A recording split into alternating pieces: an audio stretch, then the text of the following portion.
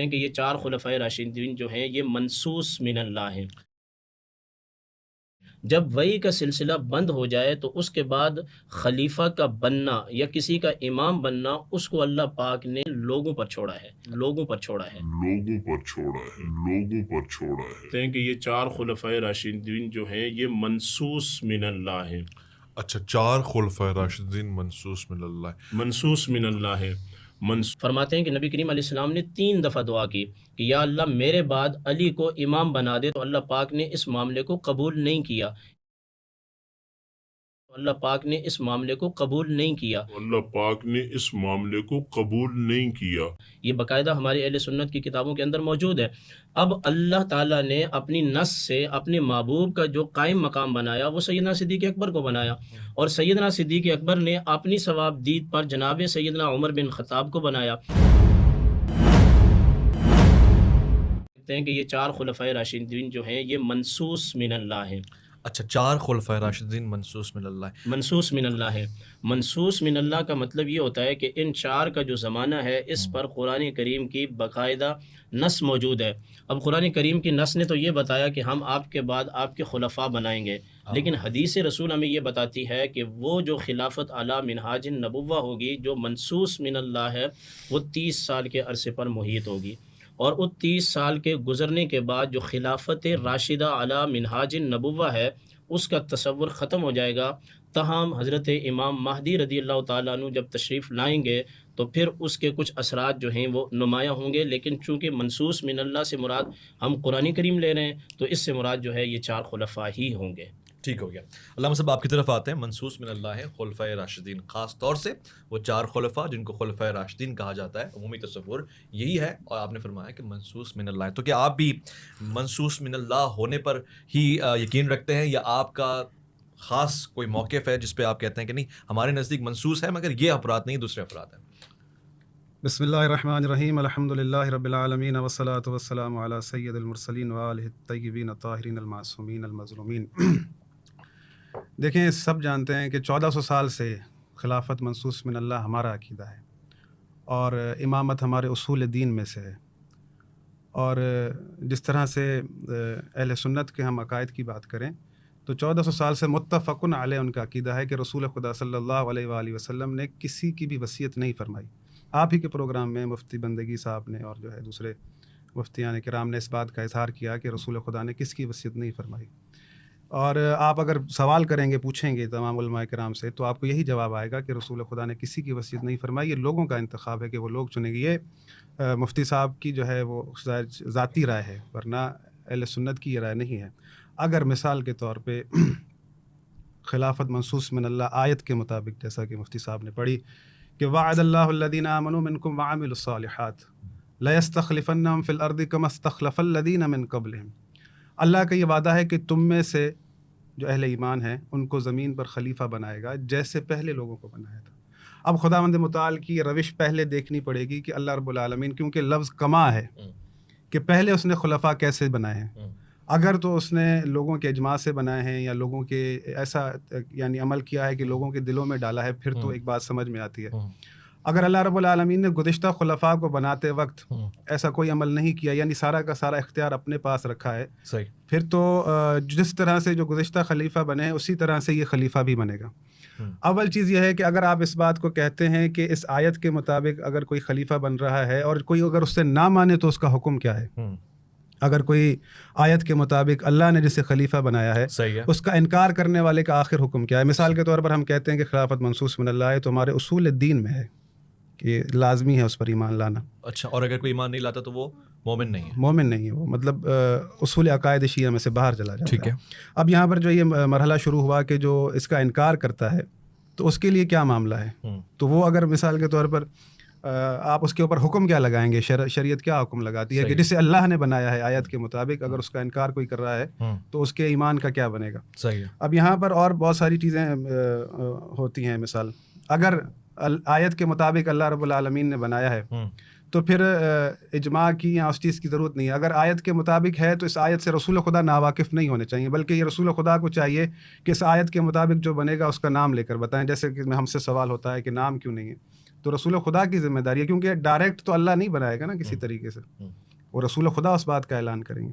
ہمارے پاس یہ تمام دلائل موجود ہیں، کیونکہ یہ ذمہ داری اللہ کی ہے، اللہ بنائے گا۔ تو رسول خدا صلی اللہ علیہ وآلہ وسلم کے تمام اقوال میں نے آپ کے سامنے بارہا بار دہرائے ہیں کہ ترکت فیکم ثقلین، ترکتم فیکم خلیفتین، کہ میں تمہیں قرآن اور اہل بیت چھوڑے جا رہا ہوں، جو اگر تم ان سے متمسک رہو گے تو گمراہ نہیں ہوگے۔ تو اب جہاں پر یہ آیت کے اللہ کہہ رہا ہے کہ میں خلیفہ بناتا ہوں، تو رسول خدا کہہ رہے ہیں کہ میرے بعد میرے خلیفہ ہوں گے، اللہ کا خلیفہ اور رسول کا خلیفہ، دو الگ فرد نہیں ہیں، اچھا ایک ہی فرد ہے۔ تو اللہ کے رسول نے جسے بنایا ہے وہی اللہ کا خلیفہ ہے۔ اب اللہ کے رسول نے اگر خلیفتین کی بات کی ہے تو اس میں قرآن کو خلیفہ کہا ہے اور اپنے اہل بیت کو خلیفہ کہا ہے، یعنی اب خلافت اہل بیت رسول خدا سے شروع ہوگی۔ اور شرائط کی بات ہے تو ہمارے پاس وہی تمام شرائط ہے خلیفہ ہونے کے لیے جو ایک نبی میں ہوتی ہے۔ خلیفہ کا معصوم ہونا چاہیے، اور اس کی بہت ساری شرائط ہیں۔ اس کی کوئی نس ہے آپ کے بالکل، یہ میں نے کھول رکھی ہے، کیونکہ اکثر جو ہے مفتی صاحب اس بات کو دہراتے ہیں کہ ہمارے پاس اور ان کے پاس جو ہے نا ایک ہی وہ ہے سارا معاملہ، تو اسی لیے میں نے ان کے سامنے کھول رکھی ہے اصول کافی کے کتاب الحجت کے اندر یہ تمام کی تمام شرائط ہیں۔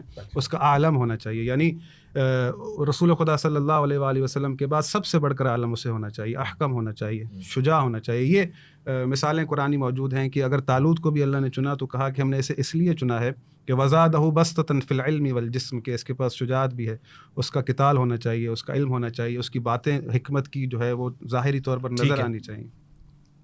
اچھا، ایک چیز پہ مجھے نظر آ رہا ہے خواتین و حضرات کے دونوں کا اتفاق ہے، وہ یہ ہے کہ خلافت چاہے ابتدائی حصے کی کیوں نہ ہو، وہ اللہ ہی کی جانب سے اس کا انتخاب ہوگا۔ میرے پاس آیات ہیں، یوں مطالعہ کرتے ہوئے میں بھی کچھ آپ کے سامنے رکھنا چاہتا ہوں، اور ظاہر اس پہ تائید لینا چاہتا ہوں، یا اس پہ اختلاف ہے تو وہ بھی سامنے آ جائے گا۔ حضرت ابراہیم علیہ السلام نے دعا فرمائی ہے، قال انی جاعلک للناس اماما۔ حضرت ابراہیم کے لیے خدا کہہ رہا ہے کہ میں تمہیں لوگوں کے لیے امام بنا دوں گا۔ مفتی صاحب، نبی بھی اللہ بناتا ہے، اس آیت سے پتہ لگ رہا ہے کہ امام بھی اللہ بناتا ہے، خلیفہ بھی اللہ بناتا ہے، یہ ایسا ہی ہے؟ جی، یہ آپ نے آیہ شریفہ کا اچھا انتخاب کیا ہے۔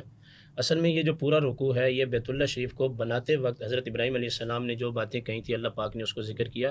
یہ سورہ بقرہ شریف کی آپ غالباً آیت پڑھ رہے ہیں، یہ سورہ بقرہ کی نہیں ہے، سورہ بقرہ کی، سورہ بقرہ کی آگے جا کے یہ بھی ہے وَإِذْ يَرْفَعُ إِبْرَاهِيمُ الْقَوَاعِدَ، بالکل ایسے ہی۔ یہ پورا رکوع۔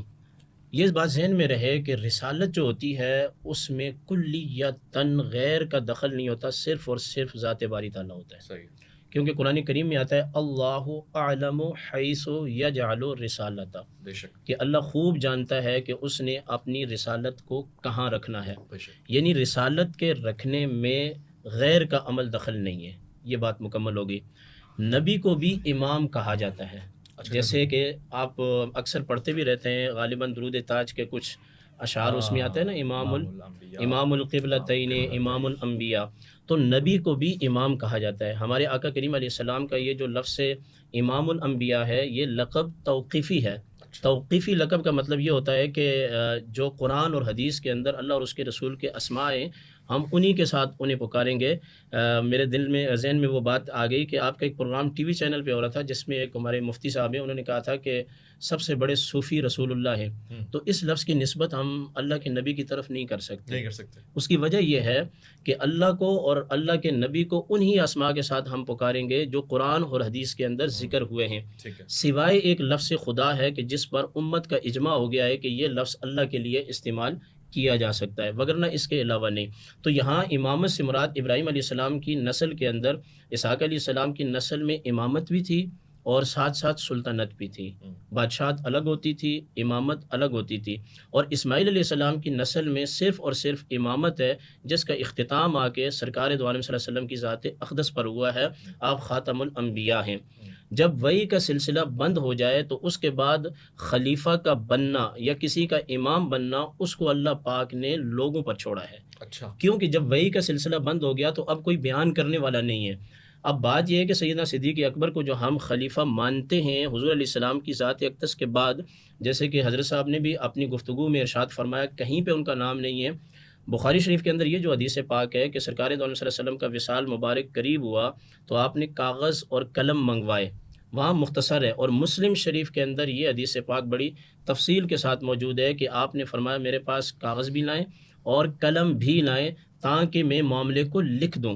اور اس کے فوراً بعد آپ علیہ السلام نے فرمایا رہنے دو ابو بکر کے سوا کسی پر بھی نہ اللہ راضی ہوگا نہ لوگ راضی ہوں گے. اور حدیث کے اندر یہ بات بھی ہے، میں لکھنا اس لیے چاہتا ہوں کہ کوئی طمع کرنے والا طمع نہ کرے. تو سیدنا صدیق اکبر رضی اللہ تعالی عنہ کا آیت سے منصوص من اللہ ہونا، اور پھر آیت کے منصوص من اللہ ہونے کے بعد مسلم شریف کی حدیث اور بخاری شریف کی حدیث ہے کہ ایک خاتون آئی، انہوں نے کہا کہ یا رسول اللہ مجھے آپ سے حاجت ہے. آپ نے فرمایا بعد میں آنا، چونکہ آپ کے پاس مال ایٹ اے ٹائم جو موجود ہوتا تھا وہی تقسیم فرماتے تھے، نہیں ہوتا تھا تو آپ علیہ السلام ان کو وقت دے دیتے تھے. عرض کی اگر آپ کو نہ پاؤں تو کس کے پاس آؤں؟ فرمایا کہ آپ سیدنا صدیق اکبر رضی اللہ تعالی عنہ کے پاس آنا. ایک سبل الہدا والرشاد کے اندر یہ روایت موجود ہے. ہماری حدیث کی کتابوں میں فرماتے ہیں کہ نبی کریم علیہ السلام نے 3 دفعہ دعا کی کہ یا اللہ میرے بعد علی کو امام بنا دے، تو اللہ پاک نے اس معاملے کو قبول نہیں کیا. یہ باقاعدہ ہماری اہل سنت کی کتابوں کے اندر موجود ہے. اب اللہ تعالیٰ نے اپنی نص سے اپنے محبوب کا جو قائم مقام بنایا وہ سیدنا صدیق اکبر کو بنایا، اور سیدنا صدیق اکبر نے اپنی ثواب دید پر جناب سیدنا عمر بن خطاب کو بنایا. اور عمر بن خطاب رضی اللہ تعالیٰ عنہ کے سامنے منصوص من اللہ کی جو جہتیں تھیں وہ 2 تھیں کہ آپ اس کو شورائی پر چھوڑ دیں، مجلس شورا پر چھوڑ دیں، یا خود نامزد کر دیں. تو آپ نے یہ فرمایا کہ اس کو میں مجلس شورا پر چھوڑتا ہوں، میں خود نامزد نہیں کرتا، کیونکہ رسول خدا نے باقاعدہ طور پر کسی سے جمع کر کے اس طرح بیعت نہیں لی. اس کے بعد جب حضرت عثمان رضی اللہ تعالیٰ عنہ کا معاملہ آیا، وہ مجلس شورا کی وجہ سے خلیفہ منتخب ہوئے.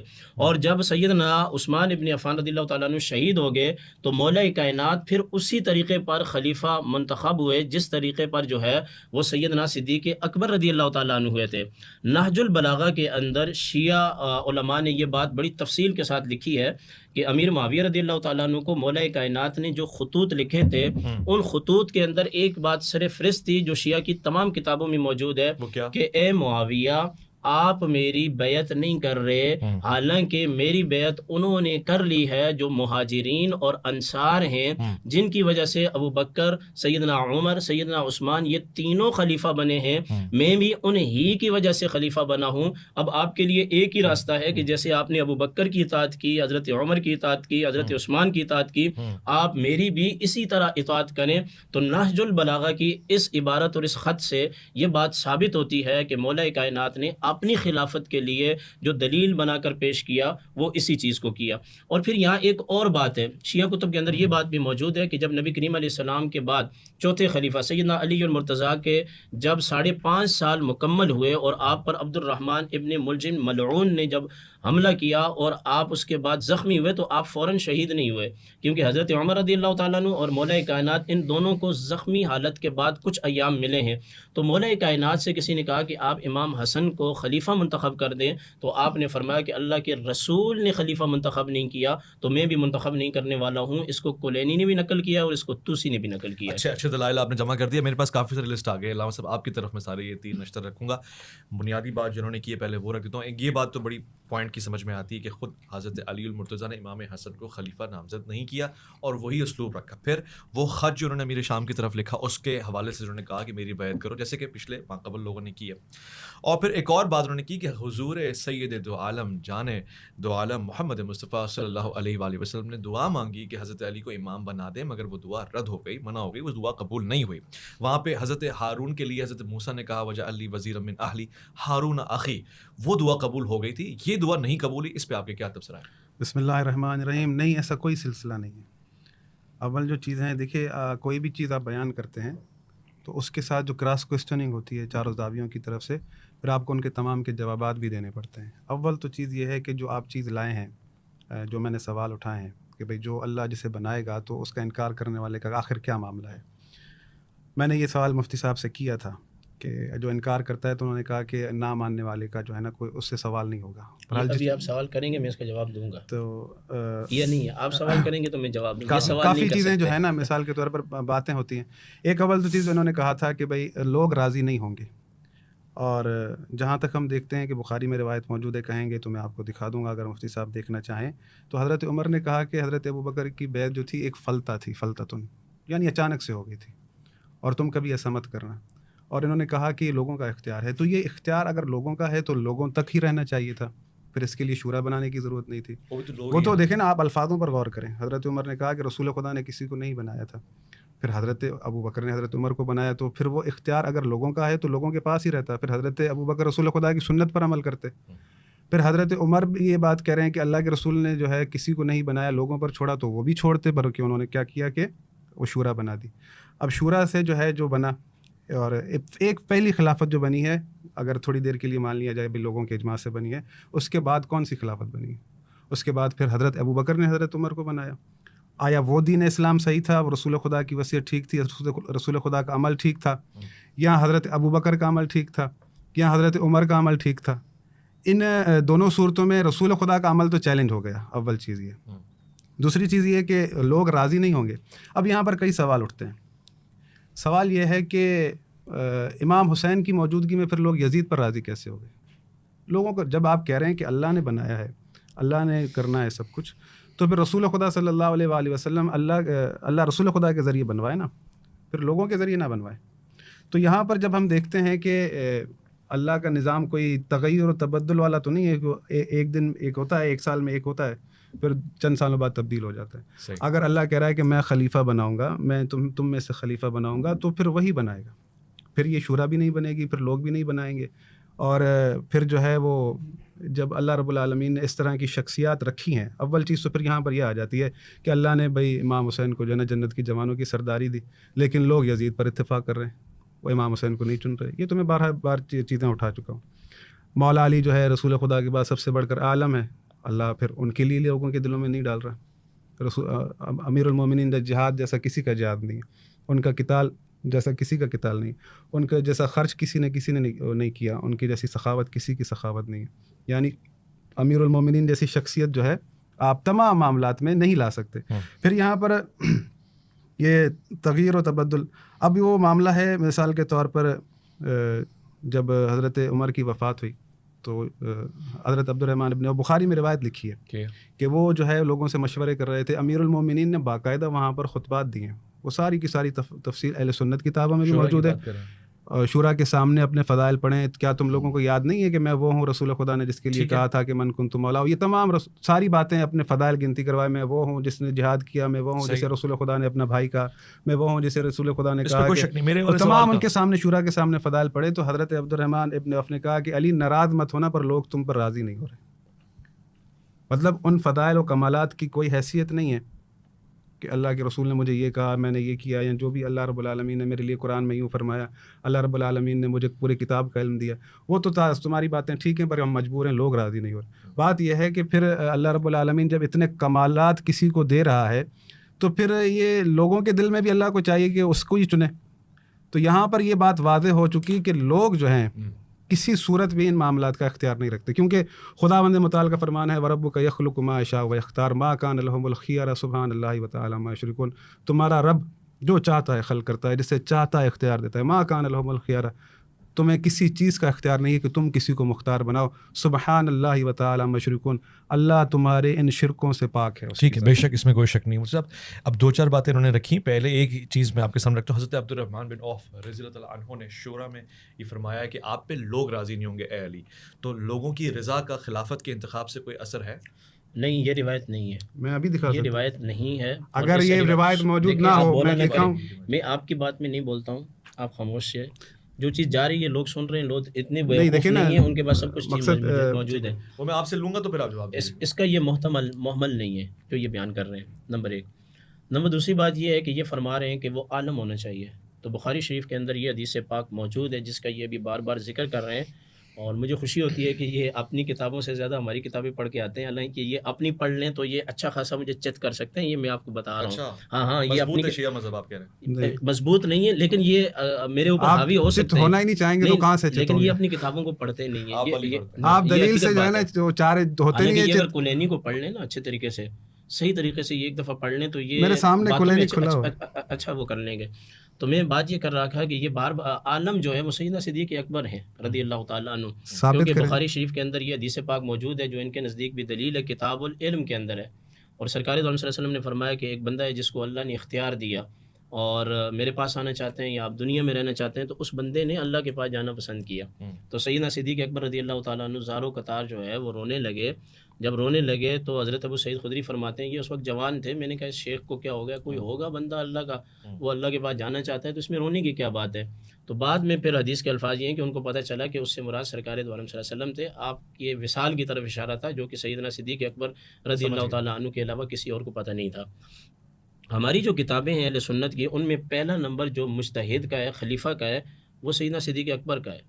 آپ تمام صحابہ کرام میں سے مجتہد تھے، اور سیدنا علی المرتضیٰ رضی اللہ تعالیٰ عنہ کے خود بیانات ہیں کہ سرکار دو عالم صلی اللہ علیہ وسلم کے وصال شریف کے بعد جب آپ کی تدفین کا معاملہ آیا تو کوئی بھی شخص اتفاق نہیں کر رہا تھا سوائے اس کے کہ سیدنا صدیق اکبر نے حدیث بیان کی، تو تمام صحابہ کرام نے اس پر اتفاق کیا۔ بعض نے کہا مدینہ میں دفن کیا جائے، بعض نے کہا جنت البقیع میں، بعض نے کہا کہ مکہ المکرمہ منتقل کیا جائے، اور بعض نے یہ بھی مشورہ دیا کہ بیت المقدس منتقل کیا جائے، چونکہ وہاں انبیاء علیہ السلام کے جو ہیں وہ روزے ہیں۔ سیدنا صدیق اکبر رضی اللہ تعالیٰ نے فرمایا کہ اللہ کے حبیب نے یہ بات فرمائی ہے، جہاں نبی کا وصال ہوتا ہے اس کا روزہ وہاں ہی بنتا ہے۔ اس کے راوی سیدنا علی المرتضیٰ ہیں، اور اس کے علاوہ اور بھی کئی ایسی چیزیں ہیں۔ باغ فدق والی حدیث ہے، سرکار دو عالم صلی اللہ علیہ وسلم کو وصال شریف کے بعد حکم موت لگے گا یا نہیں لگے گا، یہ سب باتیں دیگر صحابہ کرام کو پتہ نہیں تھی۔ تو ہمارے نزدیک تو صحابہ کرام میں سے عالم الناس جو ہے وہ سیدنا صدیق اکبر ہیں۔ ہماری بخاری شریف یہی کہتی ہے، اور ہماری جتنی بھی کتب تدریسیاں ہوں یا غیر تدریسیاں ہوں ان کے اندر یہی چیز ہے کہ ان چار بزرگوں کی ترتیب جو ہے اسی طرح رکھی گئی ہے۔ علم کے معاملے میں بھی آپ فرما رہے ہیں کہ حضرت علی سے زیادہ افضل ہیں، افضل ہے ابو بکر صدیق رضی اللہ تعالیٰ اور عنہ۔ وہ جو حدیث ہے انا مدینۃ العلم و علی بابوہا یا دار الحکمہ والی، دیکھیں کسی کا علم کا دروازہ ہونا یا کسی کا پورا علم کا شہر ہونا، یہ اپنی جگہ ایک فضیلت موجود ہے، مگر اس میں یہ تو نہیں ہے کہ میں علم کا دروازہ ہوں، علی اس کا دروازہ ہے، میں شہر ہوں، تو اس میں سیدنا صدیق اکبر کی کہاں سے نفی ہو رہی ہے؟ بات تو یہ ہے نا کہ سیدنا صدیق اکبر کی نفی ہو۔ اور پھر جہاں یہ بیان کر رہے ہیں قرآن کریم میں ایک آیہ شریفہ ہے لقد جاءکم رسول من انفسکم، جب قرآن سیدنا صدیق اکبر کے خلافت میں جمع کیا جا رہا تھا تو 2 گواہ لینے ضروری تھے، اور اس آیت پر بخاری شریف کے اندر یہ ہے اور مسلم میں متفق علیہ حدیث ہے، کوئی بھی گواہ نہیں تھا سوائے حضرت ثابت بن خزیمہ الانصاری رضی اللہ تعالیٰ عنہ۔ اچھا، تو آپ کے سامنے یہ مسئلہ پیش ہوا خلافت میں کہ قرآن جمع کیا جا رہا ہے، قرآن تو سیدنا صدیق اکبر نے جمع کیا ہے، تو کیا کریں گے اس پر؟ تو سیدنا ثابت بن خزیمہ وہی گواہ ہیں، کوئی اور نہیں ہے۔ تو آپ نے فرمایا اس کو قرآن کا حصہ بنا دو۔ کہا کیسے بنا دیں؟ آپ نے خود کہا کہ 2 گواہ ہوں۔ کہا قرآن نے یہ کہا ہے کہ کم سے کم 2 گواہ ہوں۔ اچھا اس میں بھی چیزیں ہیں، حدود اللہ میں 4 گواہ ہیں، عورتوں کی گواہی نہیں ہے، وہ ایک الگ چیز ہے، یعنی ہم جس تناظر میں بات کر رہے ہیں اس کو سمجھنے کی کوشش کریں سامعین۔ اصحاب کے لیے کہہ دیا کہ ان کی ایک کی گواہی 2 کے برابر 2 کے برابر ہے۔ اور پھر سیدنا صدیق اکبر رضی اللہ تعالیٰ عنہ نے پورا واقعہ بیان کیا کہ جانور کی خرید و فروخت کا معاملہ ہوا، پھر اس کے اندر اختلاف ہو گیا، یہودی جو ہے وہ خطا پر تھا، غلطی پر تھا، اس نے کہا آپ گواہ پیش کریں، تو نبی کریم علیہ السلام نے فرمایا کہ اس وقت کوئی گواہ تو تھا نہیں، تو سارے صحابہ کرام چپ ہو گئے، اس میں مولا کائنات بھی تھے، سیدنا ابو بکر صدیق بھی تھے، حضرت الانصاری رضی اللہ تعالیٰ عنہ اٹھے اور انہوں نے کہا کہ میں اس کی گواہی دیتا ہوں، تو آپ نے سب سے پہلے یہ فرمایا آپ تو موجود ہی نہیں تھے، کیسے گواہی دے رہے ہیں؟ تو عرض کیا یا رسول اللہ یہ تو بہت تھوڑی چیز ہے، ہم نے آپ کے کہنے پہ اللہ کو ایک مانا ہے، یہ تو کچھ بھی نہیں ہے۔ تو آپ علیہ السلام خوش ہوئے، تو آپ نے فرمایا کہ ان کی جو گواہی ہے وہ 2 کے قائم مقام ہے۔ اب یہ ایک انفرادی جو فضیلت بیان ہوتی ہے، چاہے وہ علم کے حوالے سے ہو یا پھر مولا کائنات کی ایک انفرادی خصوصیت یہ بھی ہے کہ بی بی پاک سیدہ فاطمہ الزہرا سلام اللہ تعالی علیہا کی ہوتے ہوئے آپ کے لیے آپ علیہ السلام نے کسی دوسری خاتون سے نکاح منع فرمایا۔ اگر کوئی بندہ اٹھ کے یہ بات کہے کہ خلیفہ کے لیے یہ ہونا بھی ضروری ہے کہ رسول خدا کا فرمان ہو کہ وہ ایک خاتون کے علاوہ تو ظاہر ہے کہ یہ تو صرف مولا کائنات کے ساتھ خاص ہے۔ تو خصوصیات کو اگر آپ لے کر آئیں گے تو پھر تو نبی کریم علیہ السلام نے بہت چیزیں ایسی فرمائی ہیں کہ جن کا آپ جواب نہیں دے سکیں گے۔ دوسرا چلیں آپ سوال نہیں کر رہے، یہ بار بار سوال کر رہے ہیں کہ خلیفہ راشد جو ہوتا ہے اگر اس کی کوئی مخالفت کرے تو اس کا حکم کیا ہے؟ تو یہ یاد رکھ لیں کہ یہ جو 4 خلفاء ہیں ان کی بیعت اگر کوئی بندہ نہیں کرتا تو یہ غلط ہے، اس کو ہم صحیح نہیں کہتے، اس کو ہم درست نہیں کہتے۔ پہلے آپ کہہ چکے ہیں وہ جاہلیت کی موت مر گئے، نہیں جاہلیت والی دوسری حدیث ہے، وہ آئے گا تو میں جواب جو دوں گا۔ بیعت نہیں کرتا وہ سراسر گمراہی پر ہے، گمراہی پر ہے، اس کی وجہ یہ ہے کہ یہ خلفائے راشدین میں سے ہیں۔ اب یہ پلٹ کے پھر وہی بات آئے گی سیدنا امیر معاویہ رضی اللہ تعالیٰ عنہ، انہوں نے بیعت نہیں کی، انہوں نے نہیں کی بیعت، تو اس سے پتہ لگتا ہے کہ وہ رائے حق پر نہیں ہے۔ نہیں وہ مولا کائنات کے سامنے جو زمانہ ہے اس زمانے میں وہ رائے حق پہ نہیں ہے۔ اس کے بعد کا جو زمانے اسی زمانے کی ہاں جب تک نہیں بیعت نہیں کی ہے، تو اس میں کیا ہے، اس میں کوئی یہی میں نے عرض کیا۔ مولا کائنات کے سامنے جو ہے امام اہل سنت شاہ احمد رضا خان فاضل بریلوی نے لکھا ہے کہ مولا کائنات کے سامنے جو امیر معاویہ رضی اللہ تعالیٰ عنہ کا زمانہ اقدس ہے وہ اس کو ہم نہیں مانتے، وہ گمراہی پہ وہ مبنی ہے۔ اجتہادی خطا پر اس کو ہم مانتے ہیں۔ اس کے پیچھے حضرت عثمان رضی اللہ تعالیٰ عنہ کے قاتلین کا جو معاملہ تھا، اب ہند اللہ معاملہ کیا تھا وہ تو اللہ ہی جانتا ہے، لیکن اس زمانے کو ہم نہیں مانتے، اس پر ہم اس کو خطا پر اس کو ہم معمول کرتے ہیں۔ اب رہی بات یہ کہ صحابی گمراہی پر ہو سکتا ہے یا نہیں ہو سکتا، تو اس میں تو ہمارے پاس بہت ساری ایسی حدیث طیبہ ہیں کہ جن میں صحابی گمراہی پر نہیں ہو سکتا۔ صحابی جب بھی اختلاف کرے گا وہ اللہ اور اس کے رسول کے حکم کے تناظر میں کرے گا۔ جیسے کہ سیدہ فاطمہ الزہرا رضی اللہ تعالی عنہا نے وراثت کے معاملے میں اختلاف کیا تو ان کے سامنے قرآن کی آیت تھی، تو اب کیا حکم لگائیں گے ہم؟ یا سیدنا صدیق اکبر کی بات نہیں مانی تو معاذ اللہ کیا وہ کسی اور معاملے میں چلیں گی؟ نہیں، ان کے پاس جو علم تھا انہوں نے اپنا علم رکھا، سیدنا صدیق اکبر نے اپنا علم رکھا، وہ معاملہ ختم ہو گیا۔ کتنے ایسے معاملات ہیں کہ جن میں جنگ بدر کو اگر آپ لے لیں تو وہاں سرکار کے سامنے سیدنا صدیق اکبر کا اور سیدنا عمر بن خطاب کا اختلاف سامنے آیا، اور اللہ پاک نے کس کے اختلاف کو پسند کیا؟ سیدنا عمر بن خطاب کے اختلاف کو پسند کیا۔ تو یہ جو اختلاف ہے اگر وہ قرآن اور سنت کی بنیاد پر ہے وہ تو گمراہی نہیں ہے، ہاں اگر وہ محض تعصب کی بنیاد پر ہے یا ذاتی مفاد کی بنیاد پر ہے تو وہ تو آج بھی منع ہے، اس وقت بھی منع تھا، وہ تو ہمیشہ منع رہے گا۔ اور پھر آپ نے اپنی گفتگو میں تھوڑا سا وقت ہے مجھے ایک بات کہی کہ آپ نے کہی کہ حضرت علی رضی اللہ تعالیٰ عنہ کے متعلق دعا قبول نہیں ہوئی تو ہارون علیہ السلام کے متعلق وجعل لی وزیرا من اہلی، تو یہ آپ کا قیاس کرنا ٹھیک نہیں ہے۔ اس کی وجہ یہ ہے کہ وہ نبی تھے، یہ نبی نہیں ہے۔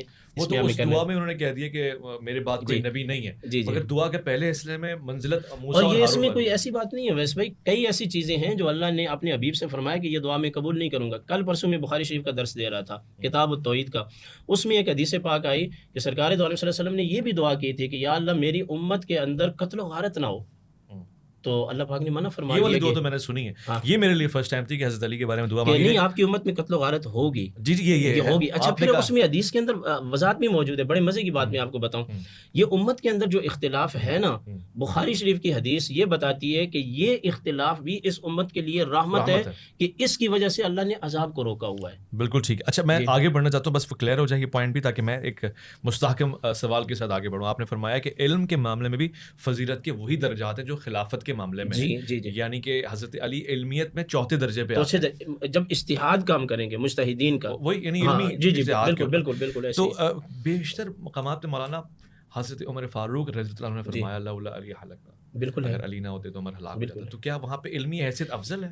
نہیں دیکھیں، ایک ہے کہ کسی ایک خاص معاملے کے اندر مسئلے کو حل کرنا، اس میں تو بہت سارے ایسے مسائل ہیں کہ جو خلفائے راشدین نے صحابہ کرام سے رجوع کیا ہے، بہت سارے ایسے مسائل ہیں۔ مثلا سیدنا عمر بن خطاب نے ابی بن کعب سے تقوی کی تعریف پوچھی، تو آپ کیا کہیں گے کہ عمر بن خطاب کو تقوی کی تعریف پتہ نہیں تھی؟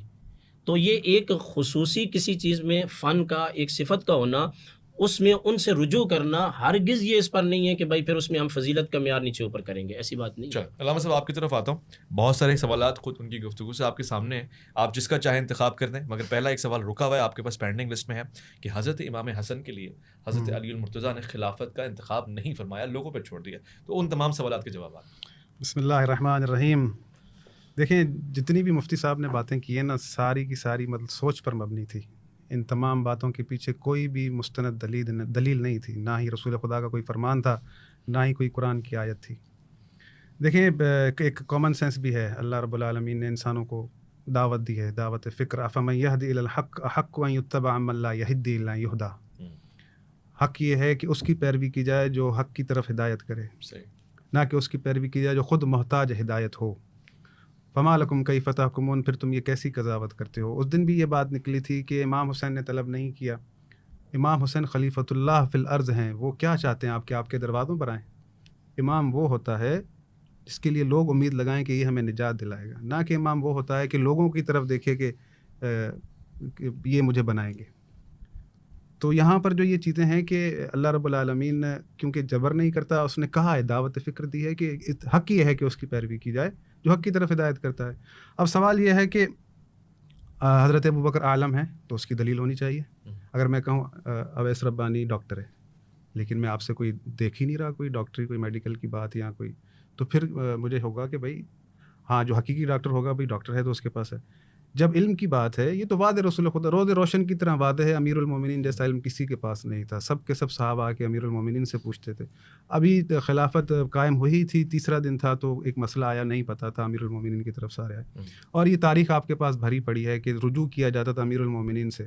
تو سوال یہ ہے کہ جواب دینے والا اور سوال پوچھنے والا دونوں برابر نہیں ہوتے, یہ کامن سینس کی بات ہے. ہلاکت میں پڑھنے والا اور ہلاکت سے نکالنے والا دونوں برابر نہیں ہوتے, یعنی اس کا کمال, اس کا معیار اوپر ہے. اللہ رب العالمین نے جو اسے قرار دیا ہے. اللہ رب العالمین نے آپ کے لیے ایک نظام بنایا ہے. مثال کے طور پر ابھی جو مسلسل بات چل رہی ہے, میں نے وہ نوٹ لگا رکھے ہیں, میں چاہتا ہوں کہ کلیئر کرتا جاؤں کہ حضرت ابراہیم علیہ الصلوۃ والسلام نے دعا مانگی امامت کی, تو اللہ رب العالمین نے اگر رسول خدا کو آخری نبی بنایا ہے تو نبوت ختم ہونے کی قرآن میں آیت اتاری ہے, لیکن اللہ رب العالمین نے امامت ختم ہونے کی قرآن میں کوئی آیت نہیں اتاری کہ میں نے امامت کو تمام کر دیا. اللہ رب العالمین نے خود ایک نیا باب کھولا ہے, انما ولیکم اللہ ورسولہ والذین آمنوا الذین یقیمون الصلاۃ ویؤتون الزکاۃ وہم راکعون. اللہ تمہارا ولی ہے, رسول تمہارا ولی ہے, اور وہ ولی ہے جو حالت رکوع میں زکوٰۃ دے رہا ہے. یہ تو سب آپ سنتے ہوئے آ رہے ہیں. اب سوال یہ ہے کہ تفاسیر اٹھا کے دیکھ لیں آیت کس کے لیے اتری ہے. بات ہو رہی ہے عالم کی. اب یہ جو میں نے لکھا ہے, دیکھیں اللہ خود کو ایک عہدہ دے رہا ہے, نہ رسالت میں شریک کیا, نہ نبوت میں شریک کیا, لیکن ولایت میں شریک کیا. میں ولی ہوں, رسول ولی, اور وہ ولی ہے جو حالت رکوع میں زکوٰۃ دیتا ہے. یعنی تمام ائمہ معصومین انہوں نے یہ عمل کیا ہے. خلافت منصوص من اللہ ہے. امام مہدی آئیں گے, لوگ نہیں بنائیں گے, شورا سے نہیں آئیں گے, بلکہ اللہ کی طرف سے آئیں گے. دیکھیں نا, جس کو اللہ نے بنایا ہے اس کی بیعت ویسی ہوتی ہے جیسے نبی کی بیعت ہوتی ہے, نبی کو معصوم سمجھ کر بیعت کی جاتی ہے. تو یہ سوال پچھلی دفعہ بھی ہوا تھا کہ بھئی امام مہدی آئیں گے تو ہم انہیں معصوم سمجھ کر بیعت کریں گے, آپ غیر معصوم سمجھ کر بیعت کریں گے. اگر کسی غیر معصوم کو ہی آنا ہے تو ہم کیوں یہ ظلم و ستم سہ رہے ہیں, ہم کیوں یہ پریشانیاں کاٹ رہے ہیں, ہم کیوں تفرقہ بازی میں پڑے ہوئے ہیں, کیوں فلسطینی مظلوم ناحق مر رہے ہیں. اگر لوگ بنائیں گے, لوگوں کا اختیار ہے, شورا کا اختیار ہے, مفتی صاحب بیٹھیں ڈھونڈیں کسی کو بنا لیں, لیکن ہر کوئی کہتا ہے کہ یہ کام تو اللہ کی طرف سے ہوگا, امام کرے گا. تو بھائی جب اس دور میں اس چیز کی ضرورت ہے, ہمیں عدل کی ضرورت ہے, ہمیں انصاف کی ضرورت ہے, ہمیں قیادت کی ضرورت ہے, تو یہ ہر دور میں ہے. اللہ رب العالمین نے آپ کو ایک نظام دے دیا, ولایت کا نظام, خود باب کھولا جہاں امامت کے تمام ہونے کی اللہ نے آیت اتاری نہیں ہے, نبوت کی اتاری ہے. تو اللہ رب العالمین نے اس سلسلے کو رکھا تو نص موجود ہے. جو امام مہدی کے آنے پر یقین رکھتا ہے وہ کبھی بھی یہ سوال نہ کرے کہ امامت کی نص دکھائی جائے. اور مجھے سمجھ میں نہیں آتا, تمام مکاتب فکر اس بات کو یقین رکھتے ہیں, اپنے لوگوں کو بھی کہتے ہیں کہ امام مہدی آئیں گے, پھر کہتے ہیں کہ امامت کی کوئی نص نہیں ہے. ارے بھائی یہ امامت کی نصیں نہیں ہے تو اور کیا ہیں کہ قرآن کی اتنی آیت ہیں. پہلے بھی جو ہے نا یہ مسئلہ اٹھا تھا, قرآن کی واضح آیت ہے کہ وَيَقُولُ الَّذِينَ كَفَرُوا لَسْتَ مُرْسَلًا قُلْ كَفَىٰ بِاللَّهِ شَهِيدًا بَيْنِي وَبَيْنَكُمْ وَمَنْ عِندَهُ عِلْمُ الْكِتَابِ. یہ کافر کہتے ہیں کہ تم اللہ کے رسول نہیں ہو. اے محمد ان سے کہو کہ میرے لیے اللہ گواہ کافی ہے, اور وہ کافی ہے جس کے پاس کتاب کا علم ہے. بات ہو رہی ہے کفار سے. پچھلی دفعہ بھی یہ بات نکلی تھی تو مفتی صاحب نے کہا کہ یہ آیت عبداللہ ابن سلام کے لیے اتری ہے, تو وہ تو یہودی تھا. اللہ کافروں سے مخاطب ہے کہ کافر کہتے ہیں, نہ کہ یہودی کہتے ہیں. تو تمام مفسرین نے جو مستند ہے سند کے ساتھ وہ یہ لکھا ہے کہ یہ آیت امیر المومنین کے لیے اتری. اللہ رب العالمین نے کیا پتہ اس طرح کہ لقد کفر الذین, وہ جو مسیح انہوں نے کہا کہ اللہ کا بیٹا تو کفر ہو گیا, تو وہ کافر ہو گئے, تو یہ بھی کفر کے اس میں نہیں آ جائیں گے؟ نہیں, ایسا نہیں ہے. یہاں پر آپ دیکھ لیں آیت مکی ہے, مدینہ, عبداللہ ابن سلام مدینہ میں تھا. یہ آیت مکی آیت ہے, کفار سے اللہ مخاطب ہے. وَيَقُولُ الَّذِينَ كَفَرُوا, اگر جہاں پر یہود و نصارہ کی بات ہے تو اللہ نے کہا ہے کہ یہود و نصارہ انکار کرتے ہیں. یہود و نصارہ کے انکار کی بات نہیں, کفار کے انکار کی بات ہے. نہیں, وہ میں اس سے ملا تھا لقد کفر الذین قالوا. نہیں, یہ تو ہم ایک بنا لیں گے نا بھائی. دیکھیں مثال کے طور پہ, نہیں جواب اس کا نہیں. دیکھیں اللہ حضرت ابراہیم نے کہا نا کہ اللہ کہہ رہا ہے کہ تمہارے لیے ابراہیم کی اسوہ ہے, اس کو اپناؤ, کہ قد کان لکم فیہم اسوۃ حسنۃ ابراہیم. جی جی. انہوں نے کہا کہ اذ قالوا لقومہم انا براء منکم ومما تعبدون من دون اللہ کفرنا بکم, کہ جو تم اپنے ہاتھوں سے بت بنا کر پوچھتے ہو میں ان سے کافر ہوا. تو وہ وہاں پر جو معنی ہے وہ جدا ہے. یہاں پر اللہ رب العالمین کفار سے مخاطب ہے, مکے کی بات ہے یہ. تو یہاں پر اللہ رب العالمین یعنی کوئی ایسا ہے کتاب جس کے پاس علم ہے, اگر عالم الناس کی بات ہے تو پھر عالم الناس پہ اس آیت کا مصداق حضرت ابو بکر کو ہونا چاہیے, جو قیامت تک آیت چلے گی نا. یعنی اللہ رب العالمین نے اس وقت کے لیے جو ہے نا ایک شخص قرار دیا ہے جس کے پاس کتاب کا علم ہے. کیا ہمیں دوبارہ ضرورت نہیں ہے ایسے شخص کی جس کے پاس کتاب کا علم ہو؟ ایسا تو نہیں ہے نا. ہمیں تو ہر دور میں جو ہے وہ ایسا شخص کی ضرورت ہے جس کے پاس پوری کتاب کا علم ہو. تو جب پوری کتاب کا علم کی بات آتی ہے تو آپ مجھے دکھا لیں کہ محمد و آل محمد علیہ السلام کے علاوہ کس کے پاس تھا کتاب کا علم. اچھا, کون سے وہ افراد تھے؟ اسلام کو غلبہ کس نے دیا؟ کس کی باتوں نے دیا؟ کس کے اجتہاد نے دیا؟ ائمہ معصومین علیہ السلام کی باتوں نے. تو اس کو جواز بنا کے آپ کہتے ہیں کہ حکومت بھی ان کے ہاتھ میں. حکومت دیکھیں میری بات سنیں, قرآن کی ایک آیت ہے کہ فہل عصیتم ان تولیتم ان تفسدوا فی الارض وتقطعوا ارحامکم. اس کا ترجمہ آپ خود اٹھا کے دیکھ لیں, سورہ محمد کی آیت ہے. اللہ رب العالمین پیچھے سے منافقین سے مخاطب ہے, اگر تم حاکم بن جاؤ تم سے بعید نہیں کہ تم رشتوں کو توڑ ڈالو اور فساد کرو. تو یعنی اللہ رب العالمین یہ کہہ رہا ہے کہ یہ ممکن نہیں ہے. مقصد یہ کہنے کا یہ ہے کہ حکومت تو فرعون کے پاس بھی تھی. حکومت تو فرعون کے پاس تھی. حکومت کا ہونا کسی بھی طرح سے معیار نہیں ہے. اللہ رب العالمین نے جو حجت قرار دی ہے خلیفۃ اللہ فی الارض یعنی پوری ارض پر, وہ ایسا نہیں ہونا چاہیے کہ وہ لوگوں سے پوچھے, بلکہ اسے تمام علوم کا پتہ ہونا چاہیے. آپ کو پھر وہ علم نظر بھی آنا چاہیے, آپ کو حکمت کی باتیں نظر بھی آنی چاہیے.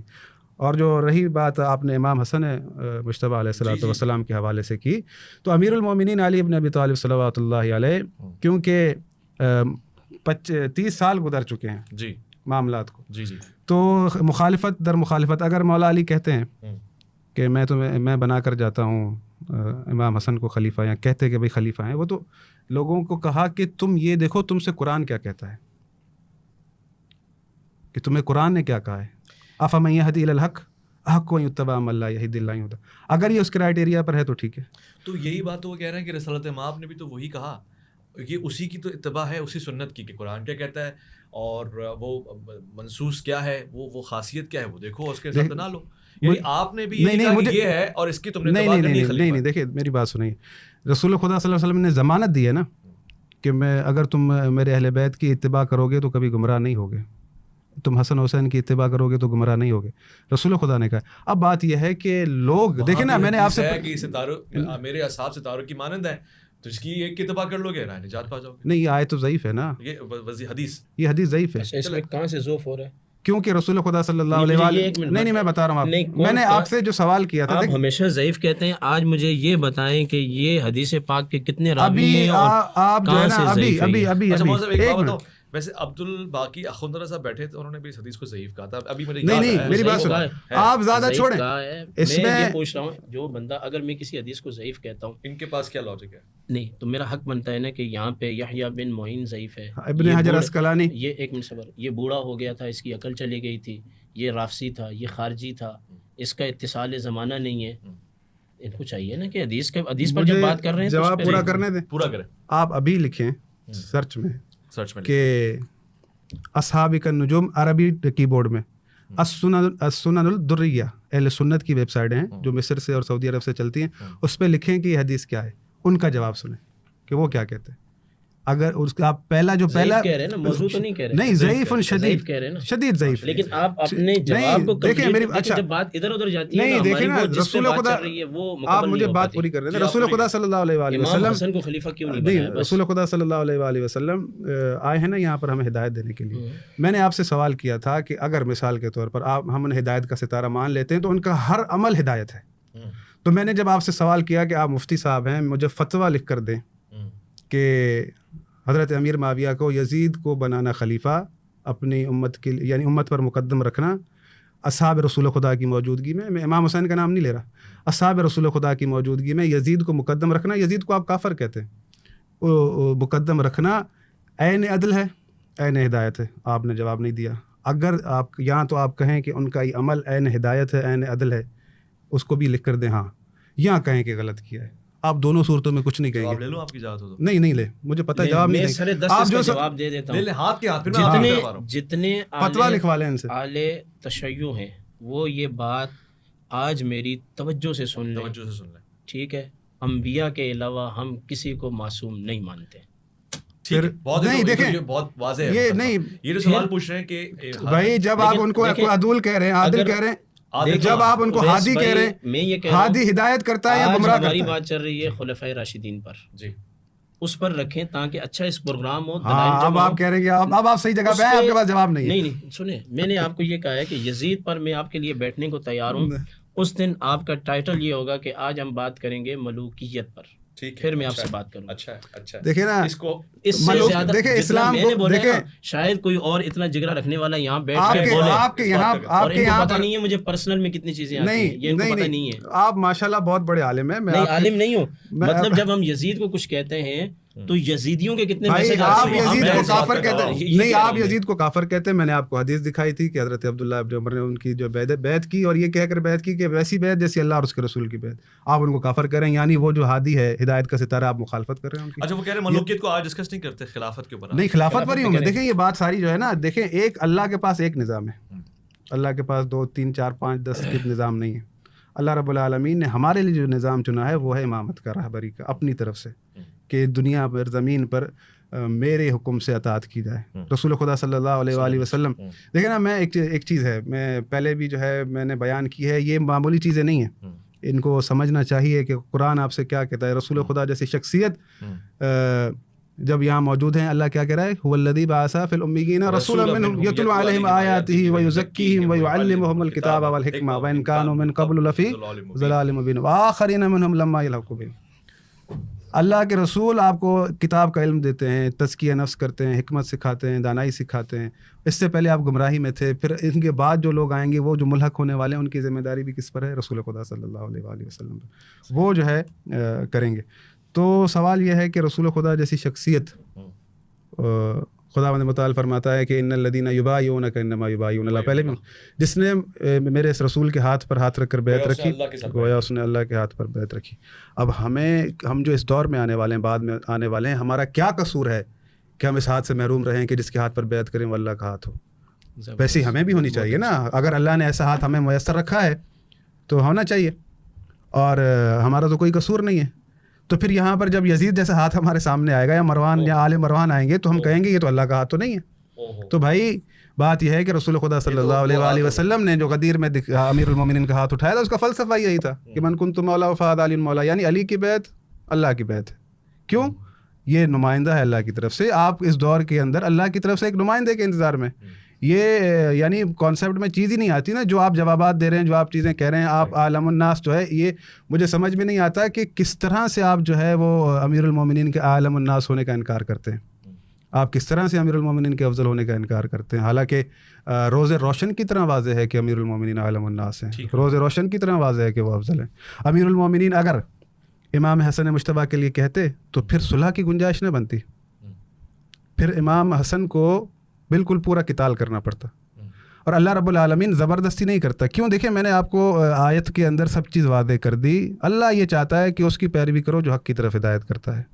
اللہ یہ چاہتا ہے کہ آپ اس کے نمائندے کی پیروی کریں۔ آپ کو اللہ رب العالمین نے نمائندہ دکھا دیا ہے، وصیت کروا دی، آپ کا کام ہے کہ آپ جائیں، اللہ کی کعبہ آپ کے پاس چل کر نہیں آئے گا، آپ کعبے کے پاس جائیں گے۔ اور رہی بات مثال کے طور پر بیعت کا سلسلہ، اور اصلاً ہمارے پاس یہ چیز پروف ہی نہیں ہے، تو آپ بات نہ کیا کریں، اس بات کو جواب بھی نہ دیا کریں کہ امام حسن نے بیعت کی تھی یا امیر المومنین نے بیعت کی تھی، جب ہم اس کو چیز کو تسلیم ہی نہیں کرتے۔ ہم آپ کو جو چیزیں دکھا رہے ہیں یا جو چیز ہمارے لیے وہی حجت ہے۔ آپ کو مثال آپ نے، اچھا ایک بات میں نے کہا کہ حضرت عبد الرحمن بن عوف نے امیر المومنین سے کہا کہ علی تم پر لوگ راضی نہیں ہو رہے، انہوں نے کہا یہ حدیث نہیں، حدیث ہے، اور یہ عالم الناس والی حدیث بخاری میں نہیں ہے۔ نبی کہہ رہا ہے کہ علی تم پر لوگ راضی نہیں ہو رہے، جواب تمہیں دے چکا ہوں، یہ حدیث جھوٹی ہے۔ نہیں میں نے آپ کے سامنے یہاں بیٹھ کے کہا نا کہ نبی کریم علیہ السلام نے دعا مانگی اللہ سے کہ اے اللہ علی کو امام بنا دے، تو اللہ نے فرمایا ابو بکر کے علاوہ لوگ راضی نہیں ہیں۔ اللہ نے کب فرمایا؟ سنیں حدیث پیش کر رہے ہیں، وہ کون سی کے اندر اتنا مزاج ہے تحمل کہ آپ میری بات سنیں۔ نہیں میں وہ کہہ رہا ہوں کہ وہ حدیث تو پیش کریں، سبل الہدی والرشاد کے اندر یہ حدیث ہے، دکھائیں ذرا، مسلم کے اندر یہ حدیث ہے۔ کہاں ہے؟ عالم الناس والی حدیث نہیں ہے، واللہ اس پہ تو ٹک جائے نا، وہ کہہ رہے ہیں یہ والی وہ ہے ہی نہیں، دکھائیں میں نے تو آپ سے صحیح۔ کیا کہا کہ مسلم کی یہ روایت ہے، چھوڑ دیں، لکھنا چھوڑ دیں۔ ہم تو یہ چاہتے ہیں کہ وہ لکھا جاتا تاکہ آج یہ بزرگ یہاں نہ بیٹھے ہوتے، وہ لکھنا ہی حضور علیہ السلام سیدنا صدیق اکبر۔ ہم تو یہ کہہ رہے ہیں کہ اللہ کے نبی نے فرمایا کہ علی تجھ پر لوگ راضی نہیں ہیں، تو اللہ کے نبی کی شان بڑی ہے یا عبد الرحمن بن عوف کی پھر بات آپ کر رہے ہیں؟ ادھوری بات بیان کر رہے میں تو ہیں نا، یہ چھوٹی بات تو نہیں، بڑی دیکھیں، بات۔ تو یہ کہاں لکھا ہوا ہے وصیت؟ من کنت مولا فعلی مولا، ہم ایک آپ کے پروگرام میں 20 اس کے معنی بڑی تفصیل سے بات کر چکے ہیں، اس کو لے کر یہ کہتے ہیں کہ یہ وصیت ہے، یہ بھی نہیں ہے۔ امام مہدی کو پھر اللہ تعالیٰ مقرر کرے گا، اس کا یہ جواب دیں نا کہ اس کو ان کے ہاتھ پر بھی تو لوگ ہی بیعت کریں گے نا اللہ کے امام بندوں. مہدی علیہ السلام کے ہاتھ پہ بھی تو لوگ ہی بیعت کریں گے اللہ کے. دیکھیں میری بات سنیں، بیعت نہیں، کرنے مجھے میری بات مکمل ہو دیں، ایک منٹ معذرت کے ساتھ. پھر دوسری بات یہ ہے، یہ کہہ رہے ہیں کہ خلیفہ بنانا، ان کے ہاں تو امامت کا لفظ یوز ہوتا ہے، یہ اللہ کا کام ہے، اس کے رسول کا کام ہے. یہ تو ان کا کہنا ہے نا، اللہ اور اس کے رسول نے تو یہ نہیں کہا کہ ہمارا کام ہے. اگر مجھے یہ بتائیں کہ اللہ اور اس کے رسول کا کام ہوتا تو محمد اویس بھائی اللہ کے نبی کیا اچانک دنیا سے گئے؟ یہ تو توسی نے بھی لکھا ہے کہ اچانک دنیا سے نہیں گئے، آپ نے پہلے علیل ہوئے. تو اس علالت کے اندر اگر میرے آقا کریم علیہ السلام ابو بکر صدیق کو یا حضرت عمر کو فرماتے تمہارا خلیفہ یہ علی ہے، بتائیں کوئی انکار کرتا؟ بتائیے جی. کوئی انکار کرتا؟ یہ پوچھیں گے آپ، کوئی انکار کرتا؟ یعنی کہ یہ کہہ رہے ہیں کہ ہر بات کا علم ہے، ہاں ہر بات کا علم ہے، سب کچھ ہے، لیکن اس کے باوجود اللہ کے رسول مسجد سے لے کے بیت الخلاء تک مسائل بیان کرے اور امامت کرنی. جو چیز اللہ تعالیٰ نے چھوڑی ہے اولو الحل والعقد، یعنی اہل حل اور عقد پر چھوڑی ہے، یعنی کہ صاحب الرائے پر چھوڑی ہے، یہ اس کی نسبت کر رہے ہیں اللہ کی طرف. تو پھر اللہ بنا دیتا، اللہ نے بنایا کیوں نہیں؟ دیکھیں ایک ٹیکنیکل بات انہوں نے کی کہ اگر اللہ نے کسی چیز کا ارادہ کیا ہے، انما امرہ اذا اراد شیئا ان یقول له کن فیکون، اگر اللہ نے ارادہ کیا ہے کہ میں نے ان کو خلیفہ بنانا ہے تو پھر اس میں حائل کیا شے ہے، پھر وہ ہو کیوں نہیں رہی؟ اس طرح امام مہدی علیہ السلام نے یہ ذرا بیان فرما دیجیے. دیکھیں میری بات سنیں، دیکھیں ایسی مفتی صاحب جو پچھلی باتیں اور آج کی باتیں ٹوٹل نیو ہیں، ٹھیک ہے نا. تو ہاں اصل میں نہیں، میرے ایک دوست نے مجھے کتاب دیکھیں توسی وغیرہ باقاعدہ لے کے دینے کا اصل میں ایسا ہے کہ یا تو انہوں نے صحیح طریقے سے تحقیق نہیں کی یا پھر جو ہے ان چیزوں کو دیکھا نہیں ہے. ایک پوائنٹ کو جو ہے نا وہ پکڑ رہے ہیں. میں نے آپ کے سامنے آیت پڑھی، پھر اگلی آیت کہتی ہے فمن نکث فانما ينكث على نفسه، جس نے اس بیت کو توڑا اس نے اپنے نفس پر ظلم کیا. ٹھیک ہے. اس کے بعد جو ہے کافی چیزیں انہوں نے جو ہے وہ کی اپنا، حالانکہ قرآن میں جو ہے خداوند متعال کا فرمان ہے، انہوں نے کہا کہ اللہ جس سے راضی ہو جائے وہ کبھی پھر گمراہی کی طرف نہیں جاتا. یہ تفسیر کس نے کی ہے؟ اللہ کے رسول نے کی ہے یا مفتی عبدالقادر ہداروی صاحب نے کی ہے؟ یہ اللہ نے خود کی ہے. کس طرح سے کی ہے؟ لقد رضی اللہ دیکھیں عن اس میں عن المؤمنین اذ یبایعونک، اس کے اندر میں آپ کو منافقین دکھاؤں، ان کے نام بھی وہ بھی تھے. نہیں، کوئی منافق ایسا نہیں ہے، خداوند متعال کا فرمان ہے. دیکھیں کوئی، میں آپ کو اگر دکھاؤں، میں آپ کو دکھا دوں، میں آپ کو، چلیں ٹھیک ہے، میں بھائی آپ ٹائم لے لیں ان سے، میں ان کو جو ہے نا وہ نام لا کر دکھاؤں گا کہ کون کون تھا اس کے اندر. دوسری بات یہ کہ بڑی توجہ کے ساتھ سنیے گا آپ کی بات، اور میں وَمَن يُشَاقِقِ الرَّسُولَ مِن بَعْدِ مَا تَبَيَّنَ لَهُ الْهُدَىٰ وَيَتَّبِعْ غَيْرَ سَبِيلِ الْمُؤْمِنِينَ نُوَلِّهِ مَا تَوَلَّىٰ وَنُصْلِهِ جَهَنَّمَ وَسَاءَتْ مَصِيرًا.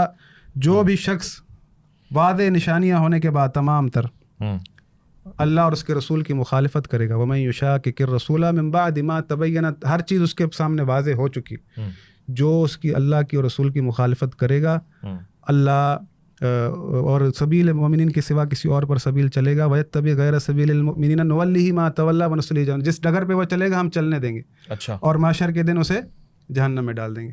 اگر آپ کہہ رہے ہیں کہ اللہ جو ہے گمراہ نہیں کرتا، پھر اللہ کے رسول نے کیوں کہا کہ دیکھو خیال کرنا کہ ایسا نہ ہو کہ جب حوض کوثر پر آؤ تو تم ہٹا دیے جاؤ، یعنی پھر رسول خدا کو ضمانت دینی چاہیے تو تم تو گمراہ ہی نہیں ہوگے. اللہ کے رسول کہہ رہے ہیں کہ دیکھیں آپ، میں نے آپ ناراض ہو رہے، نہیں آپ کا جب ٹائم آیا بولیے گا. پھر رسول خدا صلی اللہ علیہ وآلہ وسلم نے فرمایا کہ مجھے اس بات کا خوف نہیں کہ میرے بعد جا کے بتوں کے سامنے کھڑے ہوگے، لیکن ایک دوسرے کو حسد کرو گے، ایک دوسرے کی گردنیں نہ مارنے لگو. پورے کے پورے چیپٹر لکھے ہوئے ہیں. تو آپ یہ تفسیر کہاں سے لائیں جو آپ کر رہے ہیں؟ یہ خیالات کہاں سے لائیں آپ؟ نہ تو اللہ کے رسول نے یہ تفسیر کی ہے، نہ خود صحابہ نے یہ تفسیر کی ہے کہ اب ہم جو کچھ کریں، ایسا تو نہیں ہے. بات یہ ہے کہ پھر وہ کہاں جائیں گے آیتیں، فَمَن يَعْمَلْ مِثْقَالَ ذَرَّةٍ خَيْرًا يَرَهُ وَمَن يَعْمَلْ مِثْقَالَ ذَرَّةٍ شَرًّا يَرَهُ. آپ تو بالکل قرآن کے مخالف عقائد بیان کر رہے ہیں بھائی.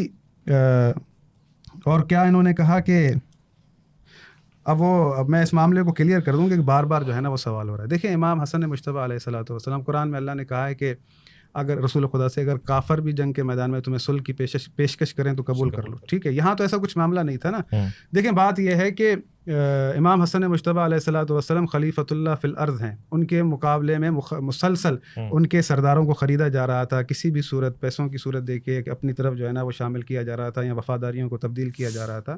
تو امام حسن مجتبیٰ علیہ الصلوۃ والسلام نے کہا کہ ٹھیک ہے، کیونکہ لوگ اس بات پر راضی ہیں کہ لوگ نہیں چاہ رہے کہ ہم اللہ کا نور ہے ہماری پیروی کریں. اللہ نے کہا ہے کہ میں نے جو نور قرار دیا اس نور میں چلو. وَيَجْعَلْ لَكُمْ نُورًا تَمْشُونَ بِهِ، حدیث کے اندر آیت ہے، اور یہ آیت جو ہے اللہ کے نور سے مراد یہ ولایت کا نور ہے جو اللہ کے نمائندے ہیں زمین پر، جو کبھی خود گمراہ نہیں ہوتے بلکہ وہ سبب ہوتے ہیں کہ لوگوں کو گمراہی سے نکالیں. صحیح ہے. تو امام حسن نے کہا کہ ٹھیک ہے میرا ساتھ نہیں دے رہے لوگ. امام حسن نے حکومت کو چھوڑ دیا. ٹھیک ہے آپ اب خداوند متعال نے کیا فرمایا وَأَوْفُوا بِالْعَهْدِ إِنَّ الْعَهْدَ كَانَ مَسْئُولًا. اپنے عہدوں کو نبھاؤ اور تم سے تمام عہدوں کا سوال کیا جائے گا, تم مسئول ہو. تو پھر جو شرائط امام حسن مجتبیٰ علیہ الصلوۃ والسلام نے لکھوائیں کہ یہ ہم آپ کو حکومت دے رہے ہیں لیکن جب تک آپ زندہ ہیں پھر یہ ہمارے پاس لوٹے گی. لیکن انہوں نے ان کو اپنی میراث بنایا. یہی چیز دیکھیں نا, امام علی اگر کہتے کہ میں حسن کو بنا رہا ہوں تو پھر یہ کہتے کہ دیکھیں ہم نہیں کہتے تھے کہ انہوں نے حضرت عثمان کو قتل کرایا کہ یہ میراث کو اپنے گھر میں لانا چاہتے ہیں. تو پھر وہ جو ہے وہ بات آتی کہ وہ مطلب اس کا وہ لیا جاتا ہے کہ ان کا, کیونکہ ڈائریکٹ الزام امیر المومنین پہ لگوایا گیا تھا کہ حضرت عثمان کے قتل میں یہ خود ملوث ہیں. حالانکہ امیر المومنین نے ان کا دفاع کیا ہے, وہ کبھی بھی جو ہے اس میں نہیں تھے. حسنین کریمین کو کھڑا کیا دروازے پہ, بالکل کھڑا کیا. اب یہاں پر جو ہے دیکھیں آپ کو نظام کو سمجھنے کی ضرورت ہے. آپ جو ہے کسی بھی طرح سے جواب دیں گے یا جو بھی چیز بیان کریں گے تو آپ کے پاس ایک دلیل ہونی چاہیے. بھائی آپ جب کہہ رہے ہیں کہ وہ ہدایت کے ستارے ہیں, عدول ہیں, ہم نے کب انکار کیا؟ ہم نے کہا چلو بھائی ٹھیک ہے آپ ضعیف نہیں مانتے, لیکن ایک عمل آپ کے لیے کوئی حیثیت رکھتا ہی نہیں رکھتا. آپ پھر اس بات کا فتویٰ لکھ کر دیں گے. میں آپ سے سوال کرتا ہوں, بار بار سوال کیا کہ بھئی اگر انہوں نے اپنے بیٹے کو مقدم رکھا, امام حسین کو خلاف نہیں دی حکومت, تو ان کا عمل کہیں کہ ہاں عین عدل ہے, حق صحیح کیا ہے, وہ اللہ و ہدایت کے ستارے ہیں. آپ یہ بھی فتویٰ لکھ کر نہیں دے سکتے. تو جب آپ اس طرح کے جوابات دیں گے تو آپ الجھتے جائیں گے. آپ یہ بات کہیں, واضح کریں کہ بھئی اللہ رب العالمین نے نظام کیا دیا ہے. اگر اللہ رب العالمین نے آپ کو اسی طرح کا نظام دیا ہے کہ یہ اسی طرح سے پھر جو ہے وہ سلسلہ حکومت کہاں جا کے پہنچی, مروانیوں کے ہاتھ میں, مروان اور آل مروان, پھر وہ سارے جو ہے وہ عباسی بھی آ گئے, پھر وہ حجاج بن یوسف بھی آ گیا.